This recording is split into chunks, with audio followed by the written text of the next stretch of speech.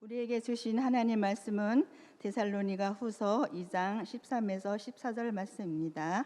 우리에게 주신 하나님의 말씀은 데살로니가 후서 2장 13에서 14절 말씀입니다. 주께서 사랑하시는 형제들아, 우리가 항상 너희에 관하여 마땅히 하나님께 감사할 것은 하나님이 처음부터 너희를 택하사 성령의 거룩하게 하심과 진리를 믿음으로 구원을 받게 하심이니, 이를 위하여 우리의 복음으로 너희를 부르사 우리 주 예수 그리스도의 영광을 얻게 하려 하심이니라. 필사자 박신수 권사입니다.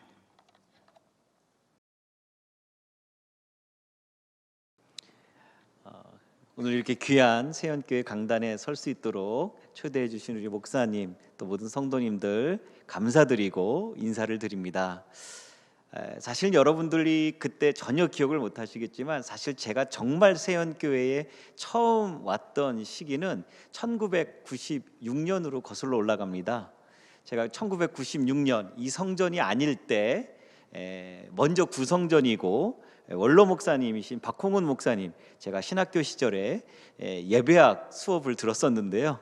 그 박홍은 목사님이 목회하실 때 제가 전담 전도사로 사역하던 교회의 담임 목사님이 이 세연교회에 부흥 강사로 오셨었습니다. 그래서 그 목사님을 이제 부흥의 끝날에 다시 모셔가기 위해서 제가 그때 교회에 왔던 기억이 납니다. 그땐 제가 저 뒤에 있는 우리 전도사님들처럼 20대 중반이었고요, 아주 젊고 건강한 그러한 젊은 전도사였었습니다. 그때 나이보다 2배가 넘는 세월이 흘러서 지금은 저도 어느덧 5학년의 나이가 되었는데요, 20대 때 아무것도 모르고 찾아왔던 세연교회를 이렇게 오랜 시간 후에 다시 찾아오고, 그때는 강단에서 부흥회를 인도하신 담임 목사님을 모시러 왔는데, 오늘은 제가 강사가 돼서 이 강단에 설 수 있다고 생각하니까 정말 하나님께 너무 한량없는 감사를 드리고, 초대해 주신 목사님, 성도님들께 이렇게 또 측량할 수 없는 깊은 고마움을 표현합니다. 요즘은 가족과 부부에 대한 의미도 달라지고, 그러다 보니까 이 부부관계, 가족 생활에 대한 유머가 굉장히 많은 것 같아요. 근데 유머니까 웃겨야 되는데 웃기면서도 한편으로는 슬픈, 요즘 젊은이들의 표현으로 하면 우픈 이야기들이 많이 있습니다. 요즘 젊은이들이 결혼 또는 죄송합니다, 이혼, 이런 의미를 어떻게 이해하고 있는가, 어느 유머에서 이야기하는 내용을 들었습니다. 결혼 무슨 뜻일까요? 결론적으로 혼자 사는 게 좋다, 그런 의미가 결혼이라는 의미다. 요즘 젊은 친구들이 그렇게 이야기한다는 거예요. 그럼 이혼은 뭐냐? 이성적으로 생각해도 혼자 사는 게 좋다. 한때 연애, 결혼, 출산을 포기한 3포 세대라는 말이 유행을 했었습니다. 요즘 젊은 친구들이 연애하고 싶어도, 결혼하고 싶어도, 아이를 낳고 싶어도 그럴 수 없는 경제적인, 사회적인 환경과 조건 때문에, 그래서 우리나라가 결혼도 하지 않는, 과거에 없던 비혼이다, 여러 가지 단어들을 사용하기 시작을 했고요. 이 3가지뿐 아니라 거기에 내 집 마련과 경력, 이 2가지를 포기한 세대가 5포 세대, 그리고 최근에는 모든 것을 다 포기하고 사는 세대가 M포 세대, 이런 말들을 하고 있습니다. 결혼하지 않고 혼자 사는 게 진정한 결혼의 의미이다. 이성적으로 생각해도 혼자가 낫다는 말이 이혼이기 때문에 나는 결혼을 포기한다. 이 세상에서 우리들이 마지막으로 기댈 수 있는 그러한 안식처고 의지처가 가족이고 부부인데, 이제는 가족과 부부에 대한 의미도 과거와 달라지고, 젊은 시절부터 포기하고 사는 그러한 삶이 우리들의 일상이 되어버린 슬픈 자화상이 오늘날 2023년의 대한민국의 모습입니다. 한때 헬조선이라는 말이 유행했었습니다. 대한민국에서 살고 있다는 사실 자체가 이미 지옥과 같은 삶이다. 우리의 삶 속에 희망과 용기를 발견할 수 없는 그런 모습을 표현하고 있지요.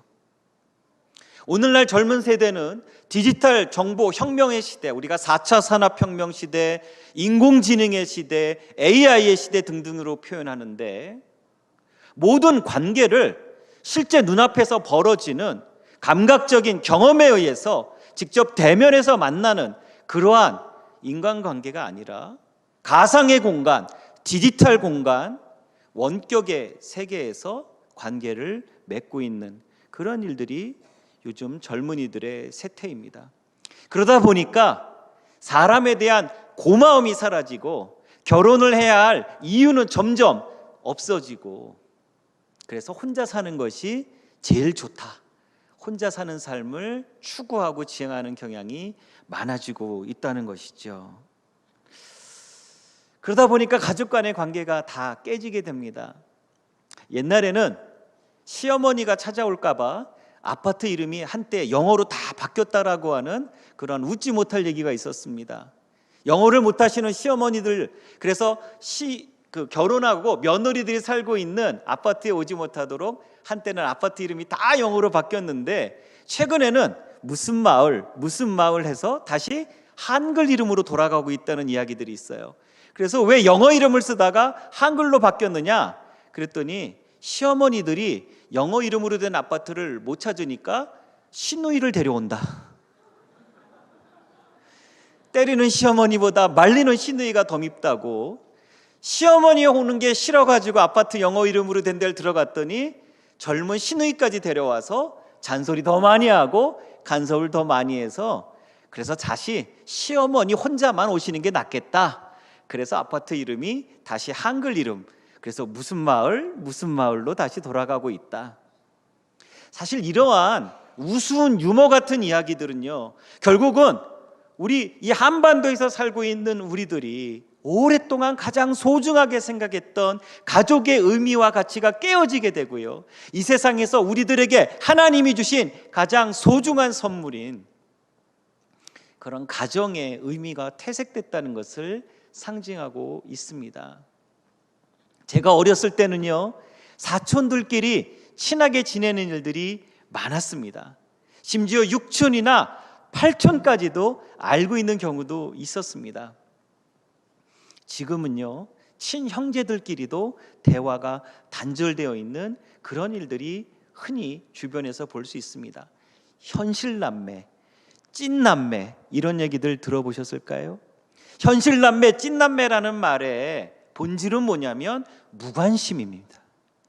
실제 같은 부모님 밑에서 태어난 형제와 자매, 남매들이 진짜 현실남매, 진짜 찐 형제, 찐 자매, 찐 남매들의 의미는 뭐냐면 서로에 대해서 무관심하다는 말이 현실남매, 찐남매, 찐자매 등의 표현에 담겨져 있는 거죠. 이젠 더 이상 사람의 가치를 소중하게 생각하지 않습니다. 여러분, 이 세상에서 가장 가깝고 가장 소중한 그러한 대상이 누굽니까? 가족입니다. 그런데 가족들 안에서도 이제는 더 이상 가족의 의미를 과거처럼 소중하게 생각하지 않는, 가족들이 같은 집안에 있는데 입을 열어서 말로 대화하지 않고 카톡으로 대화하는 그러한 세상이 되어져 버렸습니다. 사랑하는 세연교회 성도 여러분, 이렇게 사람의 가치가 가정에서부터 해체되고 파괴되다 보니까 사람보다 더 소중한 가치를 지니는 인생의 궁극적인 목적이 무엇이 되었느냐? 물질, 자본이 되어버린 그러한 시대를 우리들이 살아가고 있습니다.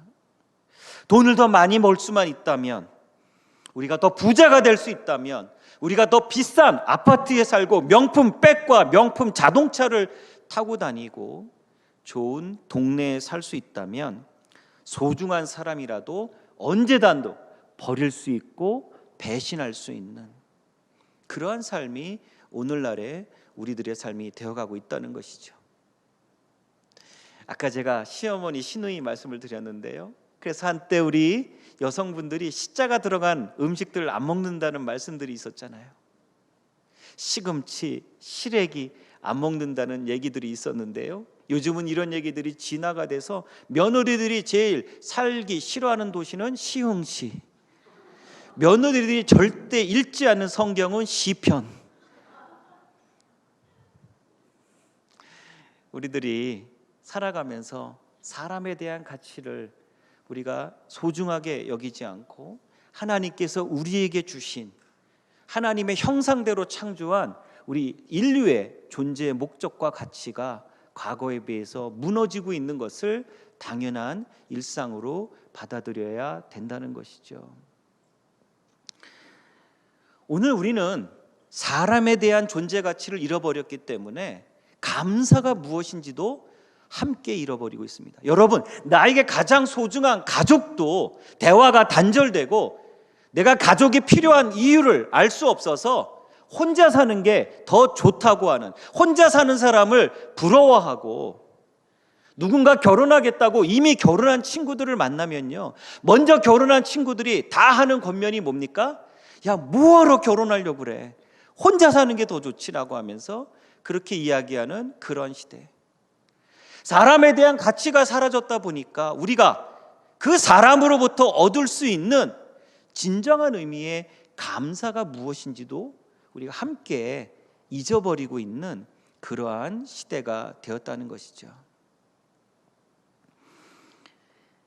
여러분, 우리가 흔히 부부간에 서로 간에 부르는 호칭이 있습니다. 남편이 아내를 부를 때 흔히 여보라는 말을 부르고, 부인이 남편을 부를 때 사용하는 표현이 당신입니다. 물론 서로 혼용돼서 부르기도 하지만은요, 원래 우리나라의 이 언어 전통에서는 남편이 아내를 부르는 말이 여보고요, 부인이 남편을 부르는 말이 당신이에요. 이 두 가지 말은 좋은 말입니다. 모두 한자의 의미입니다. 여보라는 말은 너 여자의 보물 보자입니다. 그러니까 남편이 아내를 부를 때에 당신은 나의 보물이요, 이런 의미가 여보라는 말에 담겨 있어요. 당신이라는 말에는 어떤 의미가 있느냐? 마땅 당자의 몸신자, 당신은 마땅히 나와 한 몸이요, 그 뜻이 당신이라는 말에 담겨져 있는 진짜 단어의 의미예요. 그래서 여보와 당신이라는 말은 서로가 상대를 보물로 여기겠다, 우리는 한 몸이다 라고 하는 상대방에 대한 가치를 인정할 뿐 아니라 상대방이 나에게 얼마나 귀중한 사람인지를 감사하는 의미를 담고 있습니다.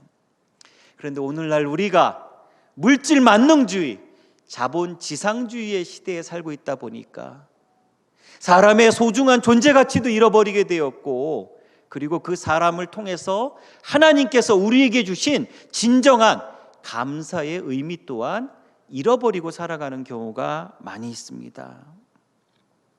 오늘 성경 말씀을 통해서 우리는 그리스도인들이 행해야 하고 실천해야 할 감사가 무엇인지를 살펴보도록 하겠습니다. 오늘 성경 말씀에 감사하라라고 하는 말씀이 등장하는데요, 이 감사하라는 말에 원래 성경에 기록된 헬라어 원어는 유카리토스라는 말입니다.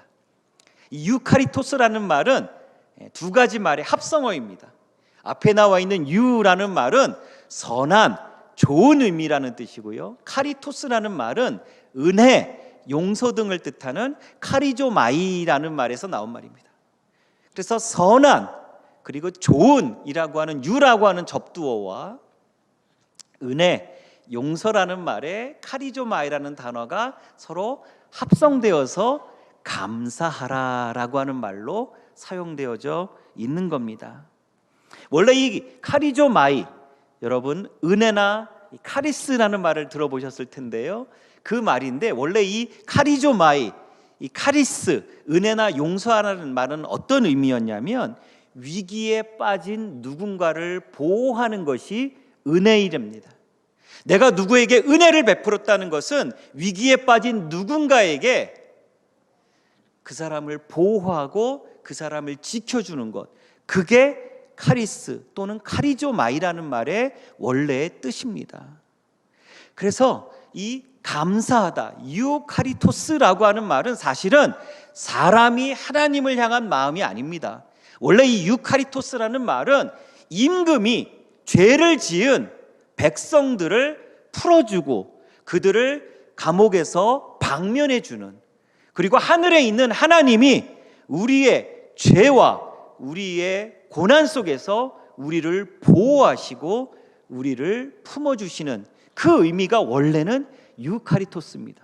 유카리토스라는 말은 낮은 위치에 있는, 약한 위치에 있는 사람이 높은 위치에 있거나 강한 위치에 있는 사람에게 전하는 마음이 아니라 더 높은 위치에 있고 더 강한 힘을 가지고 있는 그러한 존재가 자신보다 약하고 자신보다 부족한 상대에게 베푸는 마음, 그것이 바로 유카리토스, 감사하라는 말입니다.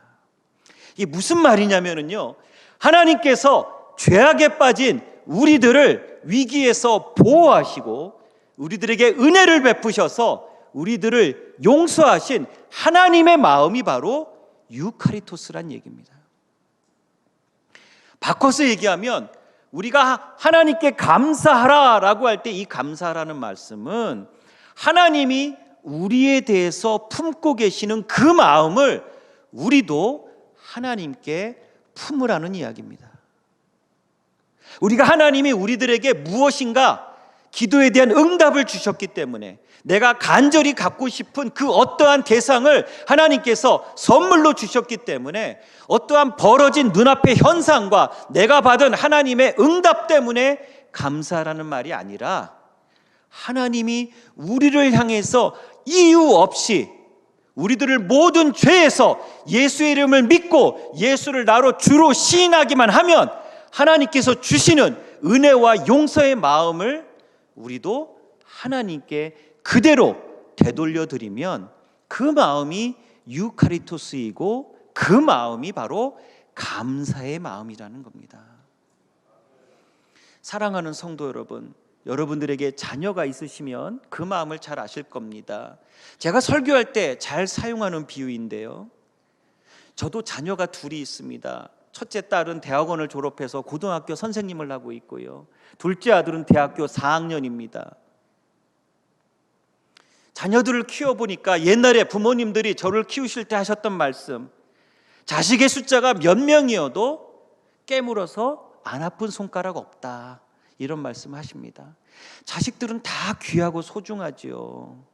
자식들인데 안 소중한 자식이 어디 있겠습니까? 근데 저도 자식을 키워보니까 10손가락 깨물어서 안 아픈 손가락 없다, 이 말씀은 반은 맞고 반은 틀린 말이더라고요. 10손가락 깨물어서 안 아픈 손가락은 없다는 말은 맞는데 조금 더 아픈 손가락이 있습니다. 여러분, 자식들 중에서 어떠한 자식이 더 아프실까요? 어디에 가도 똑소리 나서 자기 목 잘 찾고 학교에 가면 공부 잘하고 직장에 가면 일 잘해서 승진할 때 알아서 탁탁 승진하고 주변의 다른 사람들에게 자기의 것을 뺏기지 않고 잘 사는 그러한 자녀를 보면 좀 덜 아프죠.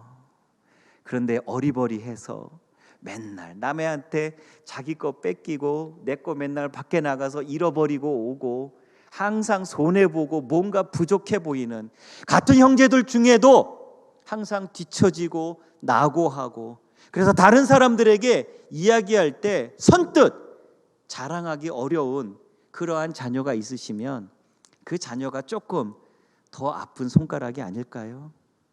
그런데 오늘 본문에 나온 유카리토스, 이 말은 하나님께서 그 아픈 손가락을 대하는 그 마음입니다. 하나님은 성공하고 출세하고 남들보다 높은 지위에 올라가고 더 많은 재산을 모으고 사회적으로도 존경과 신망의 대상이 되는 그러한 사람들만을 사랑하시지 않는다는 겁니다. 하나님은 죄에 빠져서 하나님이 보호해 주지 않으시면 삶에 아무 희망과 용기를 발견할 수 없는 그러한 사람들에게 은혜와 용서를 베푸시는데, 그 마음이 오늘 본문에 나온 유카리토스, 감사하라는 말의 정확한 의미입니다. 우리가 하나님을 향하여 감사의 마음을 품는 것, 나에게 허락하신 주변의 가족과 성도들과 형제와 자매와 이웃들에게 감사하라는 말은 내 남편이 나에게 명품백을 사줘서가 아닙니다. 내 부인이 평생 동안 나에게 밥을 해줘서가 아닙니다. 내 자식들이 공부 잘하고 좋은 직장에 가서 높은 연봉을 받아서 그래서 그들에게 감사하라는 것이 아닙니다. 그들이 못나고 부족해서 내가 그들을 보호해 주지 않으면 그들이 온전히 살아갈 수 없음에도 불구하고 그들을 위기에서 보호하는 그 마음이 바로 하나님이 우리를 사랑하신 감사의 마음인 것처럼 우리도 하나님의 그 마음처럼 하나님을 대하고 우리의 가족과 우리의 주변 사람을 대하는 그 마음이 바로 감사의 마음이라는 겁니다.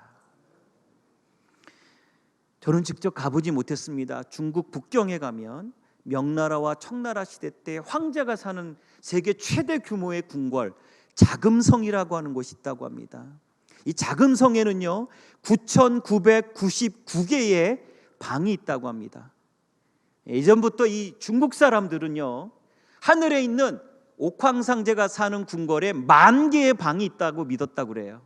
그래서 이 지상의 최고 통치자인 황제는 하늘에 있는 옥황상제의 방, 그 궁궐의 방의 개수인 10,000개에서 하나가 부족한 9,999개의 방으로 설계되어서 지어졌다고 해요. 근데 이 9,999개의 방 중에서 황제가 자는 침실이 몇 개일까요? 황제의 침실은 모두 399개인데요. 이 399개의 황제의 침실은 10평 규모로 똑같은 모양으로 지어져 있다고 합니다. 왜 황제가 자기가 자는 방, 침실이 399개나 필요했을까요? 황제들은 언제나 살해당할 위험, 권력을 빼앗기 위해서 황제를 독살하거나 살해하거나 암살할 위협에 시달리고 있었기 때문에 매일 밤 그 399개의 황제의 침실을 여기저기 옮겨 다니면서 잠을 잤다는 거예요. 방의 모양이 똑같기 때문에 만약에 방의 모양이 서로 달라서 특징이 있었으면 암살자가 몰래 들어와서 금방 찾을 수가 있는데 다 똑같은 방이고 그 방이 무려 399개나 됐기 때문에 황제가 어느 방에서 자는지 절대 알 수 없도록 황제의 안전, 신변을 보호하기 위해서 그렇게 많은 황제의 침실을 똑같은 크기로 399개나 만들어 놨다는 거예요. 죄송하지만 우리 세영교회 성도님들 가운데 집에 여러분들의 침실이 399개 갖고 계신 분들 계십니까?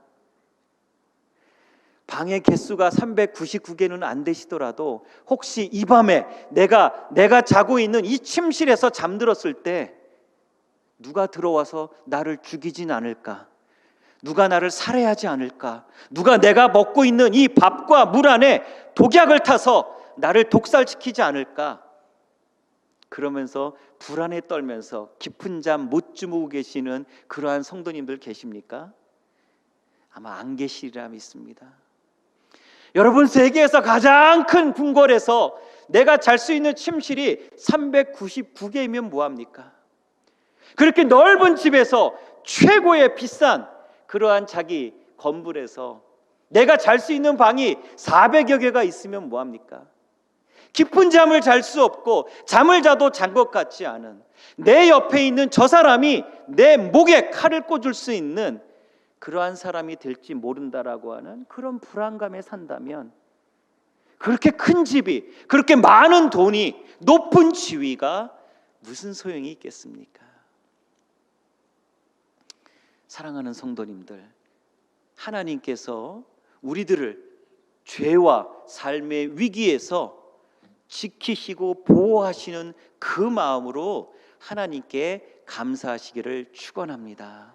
나에게 자금성과 같은 최고의 비싼 집, 최고의 호화로운 삶을 허락해 주시지 않았다고 해서 감사하지 않는 것이 아니라 하나님이 나에게 주신 구체적인 기도의 응답이 많기 때문에 그래서 나는 하나님 앞에 감사한다고 이야기하는 것이 아니라 하나님이 나의 하나님이셔서 감사합니다.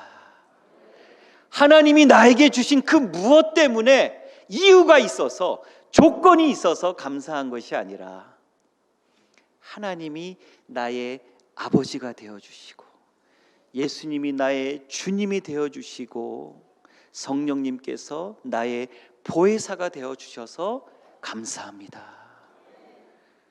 나같이 부족하지만 하나님이 나를 은혜와 용서로서 보호하시고 나로 인해서 감사하신 것처럼 저도 하나님을 감사합니다.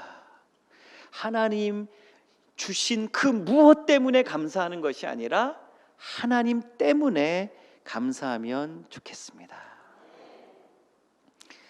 작년 9월 26일에 저희 어머니가 세상을 떠나셨습니다. 아침 9시에 다녀오겠습니다 하고 인사하고 나갔는데 1시간 반 후에 어느 경찰이라고 하는 사람이 전화가 와서 저희 어머니가 길을 걸으시다가 의식을 잃고 쓰러지셔가지고 병원 응급실에 가셨으니 빨리 가보라고. 그래서 병원에 가고 있는 전철 안에서 전화를 받았는데 응급실 과장님의 말씀이 이미 숨을 거두셨으니 놀라지 마시고 천천히 오시라. 어머니가 돌아가시고 나서 텅 빈 집에서 혼자서 지내고 있는데 많은 사람들이 어머님 그립지 않냐 저한테 물으세요. 아니요, 저는 어머니가 그립진 않습니다. 어머니가 그리운 건 아니에요. 왜냐하면 세월이 흘러가면서 자꾸 기억력이 쇠퇴해 가시고 인공관절 수술하시고 허리 수술하시고 가슴 수술하시고 매일매일 일주일에 일정이 병원 다니시는 거기 때문에 저는 그런 고통 속에서 매일매일 사시는 것보다 고통 없는 하나님의 나라에서 평안하고 행복하게 사시면 좋겠다는 생각을 가지고 있어서 그리움의 감정을 느끼지는 않습니다. 그런데 죄책감을 느낍니다. 저희 어머니가 귀가 어두워져 가시고 돌아가실 날이 가까워지면서 기억력이 흐트러지시니까 똑같은 질문을 대여섯 번, 10번씩 물어보세요. 아마 오늘 살아가셨으면 오늘 제가 세연교회에 설교하러 갑니다 그랬으면 어느 교회 간다고? 왜 간다고? 이 얘기를 물어보세요. 한 3번 정도까지는 기분 좋게 웃으면서 대답합니다. 서울에 있는 세연교회 가요. 금요일에 설교하러 가요. 근데 여러분 처음엔 웃고 대답하다가 똑같은 대답을 한번 3번 넘어서 5번, 7번 한번 해보시면 그 다음에 어떻게 되는지 아세요? 아, 서울세연교회 간다고요. 설교하러 간다니까요. 어머니 그거 왜 궁금하세요? 그거 왜 물어보세요? 이러고 저도 모르게 짜증을 내고 있는 저 자신의 모습이 자꾸 떠오르는 거예요.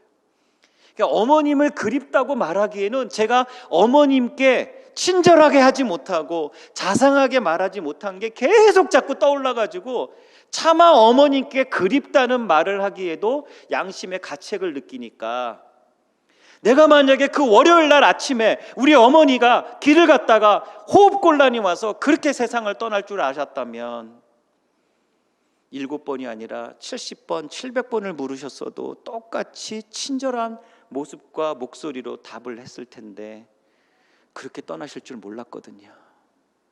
아침에 인사하고 나왔는데 1시간 반 후에 길에 쓰러지셔서 의식을 잃어버리셨다는 전화를 제가 받을 줄 알았다면 저는 그렇게 어머니께 퉁명스럽게 답을 하고 나오진 않았을 거거든요. 사랑하는 세연교회 성도 여러분, 어머니가 가고 나니까 제 마음속에 남는 생각은 어머니께 해드리지 못하고 불과 며칠 전에도 짜증내고 화내고 원망하고 불평하고 제 마음속엔 그런 생각만 남는 거예요. 제가 자는 침대 바로 앞에 어머니 사진이 있어요. 살아계실 때나 잘할 것이지 돌아가신 다음에 어머니 사진 보고 날마다 아침에 일어나고 밤에 잘 때마다 제가 어머니 사진을 보고 하는 말이 있어요. 어머니 죄송해요. 어머니가 저한테 해주신 게 하나도 생각나지 않는데 어머니가 나의 어머니였는데 그 어머니를 어머니처럼 잘 모시지 못해서 죄송해요. 자꾸 그런 마음이 드는 거예요. 사랑하는 성도님들, 하나님이 우리가 잘나고 똑똑해서 우리 사랑하시는 거 아닙니다. 부족하고 연약해도 하나님 우리 사랑하십니다. 그 마음이 감사하는 겁니다. 하나님이 우리가 높은 위치에 올라가지 못하고 여러분의 통장에 어마어마한 예금 잔고가 없다고 해서 사랑하지 않으시는 게 아니에요. 용서하지 않으시는 게 아니에요. 그럼에도 불구하고 우리를 너무나 사랑하시고 우리를 위해서 성육신으로 하셔서 십자가에서 대속의 죽음을 당하실 때까지 우리를 위해서 모든 것을 주셨는데, 그 마음이 바로 오늘 본문에 나온 유카리토스, 감사하라는 마음이에요. 우리 사랑하는 세운교회 성도님들도 그와 같은 마음을 가지고 감사하는, 하나님을 감사하는, 하나님이 주시는 그 무엇인가 때문에, 하나님이 나에게 응답하신 어떠한 기도의 제목 때문에 원인과 이유가 있어서 감사하는 것이 아니라 하나님을 감사하는 우리 모두 될 수 있기를 축원합니다. 그리스도인이 해야 될 감사가 한 가지가 더 있어요. 오늘 13절에 보면 너희에 관하여라고 하는 말이 나오는데요, 우리말로 관하여라는 말로 번역된 그리스어 이 페리라고 하는 전치사는 다른 의미로도 해석이 됩니다. 우리말로는 너희에 관하여라고 해석되어 있지만 원래 의미는 다른 편에 대하여 또는 그 너머에, 이런 의미를 가지고 있어요. 그래서 너희에 관하여라고 하는 그 의미는 보이지 않는 너희들의 다른 부분에 대하여 또는 너희 너머에, 즉 우리가 볼 수 있고 만질 수 있고 들을 수 있는 너희 너머에 대하여 하나님께 감사한다라고 하는 말입니다. 우리들은 겉모습을 가지고 사람을 판단하지요. 그 사람이 외모가 어떻게 생기고, 그 사람이 어떠한 옷을 입고, 어떠한 백과 어떠한 차를 타고, 어떠한 집에 사는가. 제가 예전에 가족이 있는 미국에 비행기를 타고 가는데 달라스라는 도시에서 중간에 비행기를 트랜스퍼, 환승해서 가야 될 일이 생겼습니다. 공항 안에 있는 트레이를 타고 다른 터미널로 옮겨가는데 같은 비행기를 타고 한국에서 오신 어떤 분들이 계셨어요. 그 플로리다에 있는 올랜도라는 곳에 가서 디즈니 월드라는 곳에 가신다고 하더라고요. 그러면서 이제 그 조그만 트레인 안에서 저한테 이런 얘기 저런 얘기를 하시다가 물으시더라고요. 어디서 오셨어요? 그래서 제가 사는 인천을 얘기하면서 인천에서 왔습니다. 그랬더니 인천 어디서 오셨어요? 그랬더니 물으시더라고요. 그래서 저는 순진하게 제가 사는 동네, 확인도 어차피 안 될 건데 그럴 줄 알았으면 인천에서 제일 비싼 동네를 얘기할 것을, 제가 살고 있는 인천시 동구 동인천이라는 곳에서 왔습니다. 그랬더니 그분이 갑자기 네 그러시더라고요. 살고 있는 동네에 따라서 그 사람의 가치가 달라지는 것 같아요. 몇 년 전에 서울대학교 입학하면 이제 모든 대학교 학생들이 과잠, 과를 뜻하는 학교 잠바, 자켓을 이렇게 입고 다니는데, 서울대학교 입학한 신입생들이 과잠에 뒤에 보면 학교 이름이 적혀 있고 뭐 자기 이름이 있는데 오른팔 왼판 소매 끝에 자기의 출신 고등학교 이름을 새긴 일이 있었다라는 게 있었어요. 이게 어르신들에게 무슨 말인지 잘 이해가 안 되실 수 있는데, 옛날에는 지역마다 명문이 있었죠.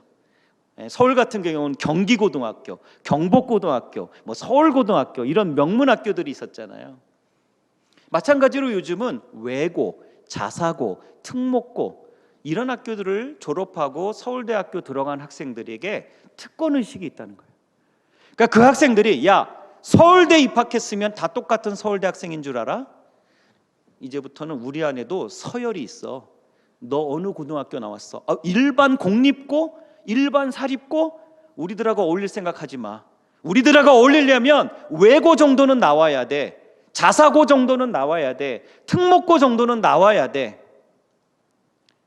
머리 좋고 공부 잘해서 최고의 인류 엘리트들이 모여있는 그 최고의 지성의 집단 안에서도 자기가 어떠한 고등학교를 나왔느냐에 의해서 그 안에서 그룹을 나누고, 그 안에서 진영을 설정하고, 그 안에서도 양극화를 이뤄내고, 그 안에서도 서열과 계층을 만들어내는 인간의 나쁜 본성이 보여지고 있었다는 것이죠. 오늘 성경에 나와 있는 너희에 관하여 감사한다라고 하는 이 말은 아까도 말씀드렸던 것처럼 지금 눈에 보이고 있는 눈앞에 너희들의 그 실체 반대편에, 그리고 너희들의 보이고 있는 그 모습 너머에 있는 모습을 감사한다는 얘기입니다. 우리 그리스도인들이 감사해야 될 부분은 어떠한 부분인가요? 이 세연교회에 예배당에 문을 들어왔는데 저 사람이 한눈에 보기에도 사회 지도층 인사이고 누가 봐도 부유한 사람임이 분명하고, 그 사람이 이 지역사회에서 많은 사람들에게 명예와 권력을 인정받고 있으면 그 사람에게 최선을 다해서 친절을 베풀지만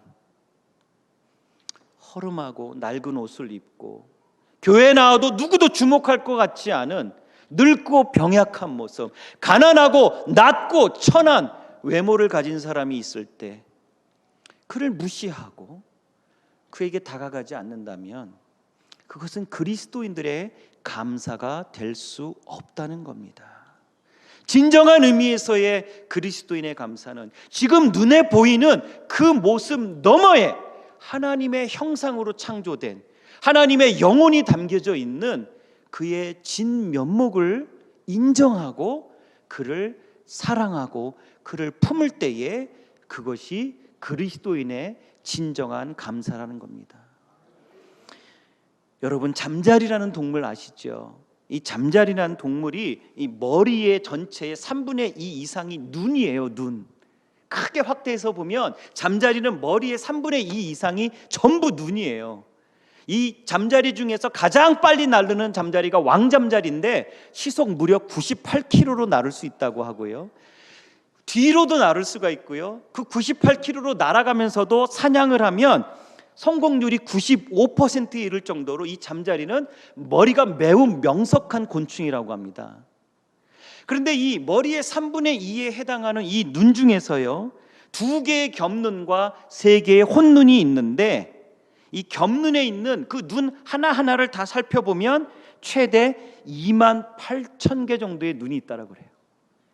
그 2개의 눈 가운데 28,000개의 눈이 있는데 눈이 너무 많기 때문에 앞을 보고 나르면서도 뒤를 볼 수가 있대요. 그리고 20m가 넘게 떨어져 있는 그 대상도 정확하게 볼 수 있는 놀라운 시력을 가지고 있대요.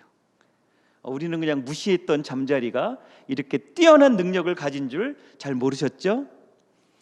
그런데 여러분, 이렇게 대단한 시력을 가지고 있는 28,000개의 눈이 있고, 그래서 20m 밖에 있는 대상도 볼 수 있고, 뒤도 날아가면서 앞을 보고 나르면서 뒤 후방도 볼 수 있는 이 잠자리가요, 조그만 방에 창문을 통해서 잘못 들어왔을 때 밖으로 나가는 통로를 못 찾는 거예요.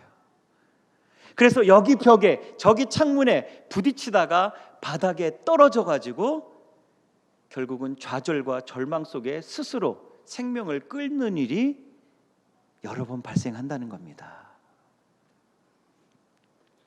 여러분, 28,000개의 눈이 있습니다. 앞을 보고 98km로 나눌 때도 95%의 사냥 성공률을 자랑하면서 뒤로 볼 수 있을 만큼의 탁월한 조건을 가지고 있어도 자그마한 실내 공간에 들어왔을 때 밖으로 나가는 출구를 볼 수 있는 눈이 없다면 28,000개의 눈이 무슨 소용이 있겠습니까? 여러분들에게 주신 하나님의 은혜와 하나님의 탤런트, 하나님의 은사가 28,000개가 있으면 뭐 하겠습니까? 여러분들이 가지고 있는 이 세상에서 남들이 다 부러워할 만한 그러한 인생의 축복이 28,000개가 있으면 뭐 하겠습니까? 우리들의 생명을 구원할 수 있는 단 한 가지, 우리 예수 그리스도를 볼 수 있는 눈이 없다면 아무리 많은 것을 가지고 있어도 우리 인생은 결국은 좌절과 절망 속에 비참하게 죽어갈 줄로 믿습니다. 우리가 가지고 있는 것이 아무리 많이 있어도 하나님께서 하나님의 형상으로 창조하셔서 우리 눈앞에 가족의 이름으로, 성도의 이름으로, 형제와 자매, 이웃의 이름으로 주신 우리 눈앞에 이 소중한 사람들의 보이지 않는 내면의 세계, 그들이 드러내지 않는 속마음, 그들이 우리들에게 말하지 않았던 그들의 지난 과거와 그들이 품고 있는 생각들을 우리들이 존중하고 그들을 위해서 기도해 주는 마음이 없다면 우리들이 가지고 있는 것들은 아무 소용이 없는 것들입니다. 사랑하는 새언교회 성도 여러분, 우리들이 그리스도인으로서 정말 감사해야 할 중요한 내용은 바로 먼저는 하나님을 하나님으로 감사하는 것이고요, 두 번째는 하나님이 주신 나의 가족들, 나의 성도들, 나의 이웃들을 감사하는 겁니다. 그들이 잘나고 똑똑하고 성공하고 출세해서 그들을 감사하라는 것이 아닙니다. 우리들이 보이지 않지만 저들이 가지고 있는 보이는 세계 너머에, 보이는 세계의 또 다른 편에 하나님께서 그들의 영혼과 그들의 삶에 심어 놓으신 하나님의 형상을 우리들이 볼 줄 아는 진정한 안목을 가지고 그들을 있는 그대로 감사해야 된다고 하는 의미입니다. 제가 여기 와서 보니까 우리 새언교회는 금요예배 드리는 인원수를 보니까 여의도 순복음교회보다는 성도들의 숫자가 좀 적은 것 같습니다. 교회 건물이 너무 예쁜데 서초동에 땅값만 1,000억이 넘는다는 사랑의 교회보다는 교회 건물이 좀 작은 것 같습니다. 그리고 교회 교육 프로그램이 좋다고 하는 온누리교회 같은 교회보다 어쩌면 아까 광고되었던 프로그램들이 조금 못할 수도 있습니다. 근데 여러분, 괜찮습니다. 만약에 예수님이 2023년 8월에 대한민국에 다시 오셔서 예배를 드린다고 한다면 어느 교회를 가실까요? 사람이 제일 많이 모여 있는 교회에 가실까요? 교회 건축비가 제일 비싼 교회에 가실까요? 교육 프로그램이 제일 잘 돼 있는 교회에 가실까요? 오늘 본문 말씀에 근거해서 보면 제일 많이 감사하는 교회 가실 줄로 믿습니다. 무엇을 감사할까요? 하나님을 하나님으로 감사하는 교회. 내 눈앞에 있는 나의 성도들을, 나의 형제와 자매들을 지금 눈에 보이지 않는 숨겨진 그들의 진정한 가치와 의미로 감사할 줄 아는 교회. 그래서 그들이 서로가 서로를 진정 아끼고 사랑하는, 세상에서 아픔과 상처 때문에 고통당하는 사람이 이 교회에 와서 여러분의 옆자리에서 예배드렸을 때 잃어버렸던 인생의 소망을 다시 발견할 수 있다면 저는 우리 예수님이 그 교회에 와서 예배드릴 줄로 믿습니다. 우리 새언교회가 그렇게 감사를 실천하는 교회 될 수 있기를 축원합니다. 우리 교회에 더 멋지고 잘생긴 사람, 더 돈 많고 부자인 사람, 더 높은 지위에 있고 권력을 가진 사람이 나오길 위해서 기도하는 것이 아니라 어떠한 상처, 어떤 아픔을 가진 이들도 우리가 다 포용하고 그들을 위해서 함께 기도하고 사랑하고, 그래서 이 교회 안에 그리스도의 흔적과 향기가 나타나는 교회가 되면 여러분, 부흥과 성장은 그렇게 서로 감사하는 교회에 주시는 하나님의 보너스입니다. 부흥과 성장은 교회의 존재 목적이 아닙니다. 교회의 표어가 아닙니다. 부흥과 성장은 이 안에 하나님을 하나님으로 감사하고 성도를 성도로서 감사하고 나의 이웃을 이웃으로서 있는 그 모습 그대로 감사할 줄 아는 교회가 자연스럽게 누리게 되는 하나님의 선물입니다. 그와 같은 선물, 하나님의 보너스가 감사하시는 새언교회 성도님들의 믿음을 통해 여러분들의 삶 가운데, 여러분들의 교회 안에 축복으로 임할 수 있기를 주님의 이름으로 축원합니다.